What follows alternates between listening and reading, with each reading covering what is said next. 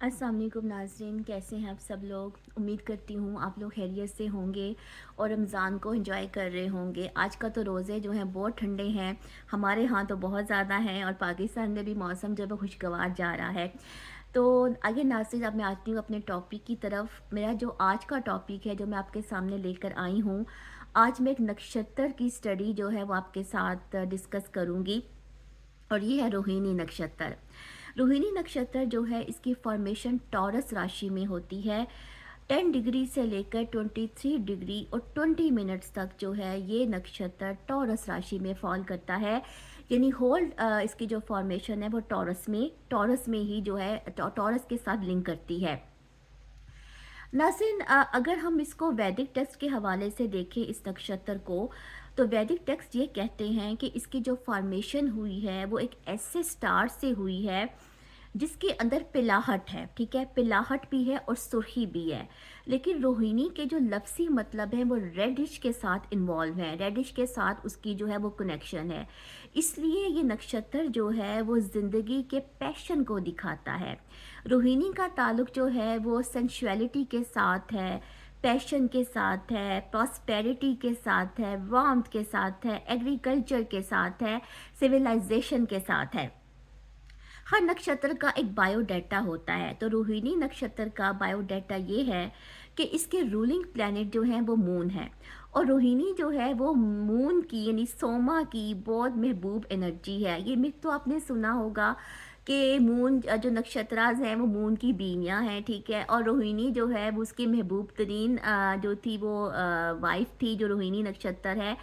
तो इस लिहाज से रोहिणी नक्षत्र को एक बहुत ही खूबसूरत जो है वो प्लेस हासिल है इन वैदिक एस्ट्रोलॉजी। नाज़रीन, इस नक्षत्र के साथ जो हैं वो दो सिंबल हैं और एक सिंबल तो इसका ये है कि इसको ऑक्स कार्ट के साथ भी रिलेट किया जाता है। रथ भी, आप इसको रथ की सवारी भी आप कह सकते हैं, पालकी भी कह सकते हैं, चैरियट भी कहा जा सकता है। अब जो स्पेसिफिकली जो इसके साथ बैलगाड़ी का तस्वुर है वो बहुत इम्पॉर्टेंट है, क्योंकि नक्षत्र शो करता है कॉमर्स और फाइनेंशियल मामलात के साथ जो है वो इसकी कनेक्टिविटी है। बैलगाड़ी जो होती थी ना वो पुराने वक्तों में कॉमर्स को दिखाती थी, कॉमर्स के साथ या फिनेंस के साथ उसको रिलेट किया जाता था। जैसे कि आजकल भी हम देखते हैं कि गांव देहातों में जो बैलगाड़ियां होती हैं उनके ऊपर सामान लादा जाता है। स्पेसिफिकली जो फसलें होती हैं, कटी हुई फसलें होती हैं या घास फूस होता है या इस किस्म की जो चीज़ें होती हैं वो बैलगाड़ियों के ऊपर जो हैं वो लादी जाती हैं और फिर इनको एक जगह से दूसरी जगह जो है पहुंचाया जाता है। तो एक इसकी एक जो पिक्चर ये है कि जो रोहिणी नक्षत्र है वो एग्रीकल्चर के साथ रिलेटेड है, माहौल के साथ रिलेटेड है। इसका ताल्लुक फार्मिंग के साथ भी है, ज़मीन के अंदर बीज बोने से भी जो है वो रोहिणी नक्षत्र का ताल्लुक है। अगर आप टॉरस राशि की डेप्थ में जाएं और इसके कारकस में जाएं तो आपको पता चलेगा कि टॉरस का जो ताल्लुक है वो क्लाइमेट के साथ भी होता है, माहौल के साथ भी होता है और इसका ताल्लुक जो है ब्रीडिंग के साथ भी होता है, माल मवेशियों कैटल इन सब के साथ जो है टॉरस राशि का ताल्लुक होता है। ऑन द अदर लेवल इसके साथ रथ भी इन्वॉल्व है, रथ का सिंबल। अब रथ जो है वो एक बहुत ही जो है वो अरिस्टोक्रेटिक सवारी समझी जाती है और पुराने वक्तों में जो बादशाह थे वो इसके ऊपर जो थे वो सफ़र जाया करते थे जगह से दूसरी जगह। पालकी भी, पालकी की सेंस में भी हम इसको ले सकते हैं। तो एक लिहाज से अगर देखा जाए तो ये वर्ल्डली कंफर्ट्स को दिखाता है, ठीक है, क्योंकि जो पालकी है या जो रथ की सवारी है उसका ताल्लुक लग्जरी के साथ भी है, उसका ताल्लुक डिग्निटी के साथ भी है, उसका ताल्लुक ग्रेस के साथ भी है। तो जो वर्ल्डली रिचेस्ट लोग हैं, दुनिया के अमीर तरीन जो लोग हैं, प्रॉस्परस जो लोग हैं, प्रॉस्परस कंट्रीज़ हैं, उनका अक्सर जो है वो रोहिणी नक्षत्र देखा गया है। लगन का नक्षत्र हो या मून साइन का ये नक्षत्र हो। दूसरा जो उसके साथ सिंबल है वो सरपेंट का सिंबल है, सांप का सिंबल है, कोबरा का सिंबल है। अब नाज़रीन, ये जो सांप का सिंबल है, ये जो कोबरा है, ये वैदिक एस्ट्रोलॉजी में या वैदिक टेक्स्ट में बहुत ही सिग्निफिकेंट अहमियत का हामिल है, क्योंकि सांप जो है, अगर आप अश्लेषा नक्षत्र में भी जाएंगे तो आपको वहाँ पे भी नागस की एनर्जी मिलेगी। सांप जो है वो एक तरफ तो फिज़िकल यूनियन के साथ रिलेटेड है, ठीक है? इंसान की जो जिबिल्लत है, उसकी जो नफ़सानी ख्वाहिश होती है, फिज़िकल डिज़ायर होती है, उसके साथ सांप का बहुत गहरा ताल्लुक है। दूसरी तरफ जो है वो सांप मोक्ष भी है। सांप जो है उसका ताल्लुक बर्थ, रीबर्थ, रीइंकार्नेशन के साथ भी रिलेट किया जाता है इन द वैदिक टेक्स्ट। सांप का जो ताल्लुक है वो नॉलेज के साथ भी है, विजडम के साथ भी है, और ज़मीन के अंदर जो छुपे हुए ख़जाने होते हैं उसके साथ भी सांप का ताल्लुक है, सर्पेंट का ताल्लुक है। इसके अलावा मोर्टेलिटी से भी ये रिलेटेड है। तो इसके बहुत ही सिग्निफिकेंट मीनिंग है। अब एक तरफ तो रोहिणी नक्षत्र जो है वो सेंसुअलिटी को दिखाता है, ठीक है? ये लोग किसी एक शख्स के साथ, किसी एक जगह के साथ स्टिक नहीं हो सकते, ठीक है? लेकिन नाज़रीन, दूसरी तरफ इसकी जो मोटिवेशन है, इसका जो एम है वो है मोक्षा, ठीक है? और यहाँ पे ये चीज़ आती है कि अगर डिवोशन जो है, क्योंकि अगर डिवोशन ये लोग अपने अंदर लेकर आए, रोहिणी नक्षत्र के जो हामी लोग हैं, तो ये स्पिरिचुअल रियलाइजेशन हासिल कर सकते हैं। अकॉर्डिंग टू द वैदिक टेक्स्ट इसकी जो एनर्जी है ना, अगर वैदिक टेक्स्ट के हवाले से देखा जाए तो लॉर्ड ब्रह्मा के साथ उसको रिलेट किया गया है। तो एक लिहाज से जो है वह स्पिरिचुअल रियलाइजेशन के साथ भी इस नक्षत्र का कनेक्शन है।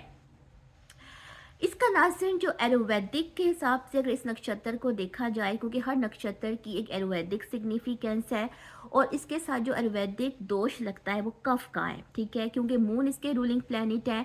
अब जब कफ का एलिमेंट आएगा तो इमोशनल रेस्टलेस का एलिमेंट भी आएगा, ठीक है? यानी बेचैनी का एलिमेंट आएगा। हालांकि क्वालिटी फिक्स्ड है, लेकिन तबीयत के अंदर जो है वो स्टिक होना नहीं लिखा हुआ। ओके, ये रोहिणी नक्षत्र वालों का जो है वो एक इशू है, क्योंकि इस नक्षत्र के साथ एक कर्स भी है। इसके पीछे एक वैदिक डिस्क्रिप्शन भी है, क्योंकि वो कर्स क्यों है वो इस वजह से मैं आज थोड़ा सा अवॉइड कर रही हूँ, क्योंकि फिर रिलीजन का इशू हो जाता है, इसलिए मैं थोड़ा सा स्किप कर रही हूँ इस चीज़ को। उस कर्स की वजह से ये जो लोग होते हैं ये इनअप्रोप्रिएट रिलेशंस की तरफ चले जाते हैं, इलीगल रिलेशनशिप्स में इन्वॉल्व हो जाते हैं। अक्सर ही रोहिणी नक्षत्र के लोगों को ऐसी चीज़ों में देखा गया है। नाज़रीन, रोहिणी नक्षत्र जो है वो उसका जो फर्स्ट पद है वो एरिस में फॉल करता है, ठीक है? सेकंड जो है वो टॉरस में फॉल करता है, थर्ड जेमिनाई में, और फोर्थ जो है वो कैंसर में फॉल करता है। एक बड़ी इंपॉर्टेंट चीज़ रोहिणी नक्षत्र के हवाले से है कि अगर शनि इस नक्षत्र में ट्रांजिट कर रहा हो तो उसको वर्ल्ड वाइड अच्छा नहीं समझा गया, क्योंकि वो फसलों की तबाही लेकर आएगा। जब शनि रोहिणी नक्षत्र में ट्रांजिट करेगा तो वो दुनिया में कहत लेकर आएगा, फसलें तबाह होंगी, ठीक है? माहौलियात को बहुत ज़्यादा अफेक्ट करेगा। जैसे मैं आपको आगे बताया कि टॉरस का तो ताल्लुक है माहौलियात के साथ है, और रोहिणी नक्षत्र जो है वो भी क्लाइमेट के साथ, माहौल के साथ रिलेटेड है।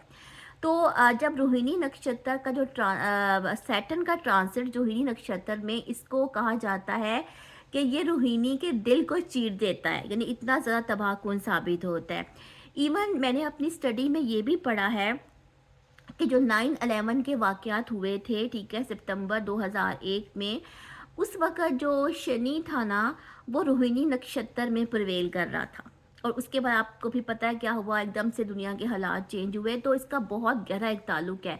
अच्छा, अगर किसी के बर्थ चार्ट के अंदर शनि जो है वो रोहिणी नक्षत्र में होगा नाज़रीन, तो वो रिस्ट्रिक्शन लगा देगा, क्योंकि ये नक्षत्र जो है ना वो सेंसुअलिटी की तरफ मूव करता है, ठीक है? कंफर्ट्स की तरफ मूव करता है, लग्जरी की तरफ मूव करता है, रोमांस की तरफ मूव करता है, डेटिंग की तरफ मूव करता है। और तो शनि क्या करेगा कि वो उस शख्स के ऊपर रिस्ट्रिक्शन लगा देगा।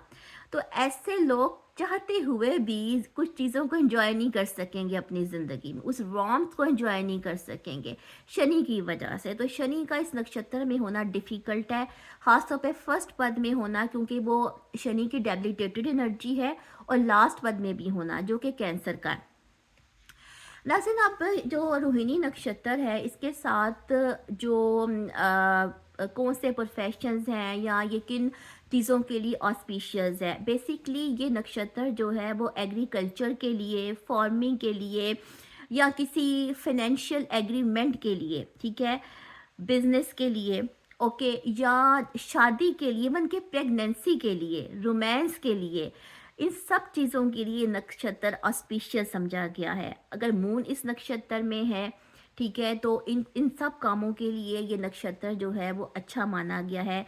मून की, वीनस की प्लेसमेंट, राहु की प्लेसमेंट भी इस नक्षत्र में अच्छी समझी गई है वर्ldly कंफर्ट्स के हवाले से। बट अगर राहु इस नक्षत्र में हो, मून इस नक्षत्र में हो, तो समटाइम्स ये नक्षत्र जो है वो इंसान को जो है कुछ इस किस्म की एक्टिविटीज़ में भी इन्वॉल्व कर देता है।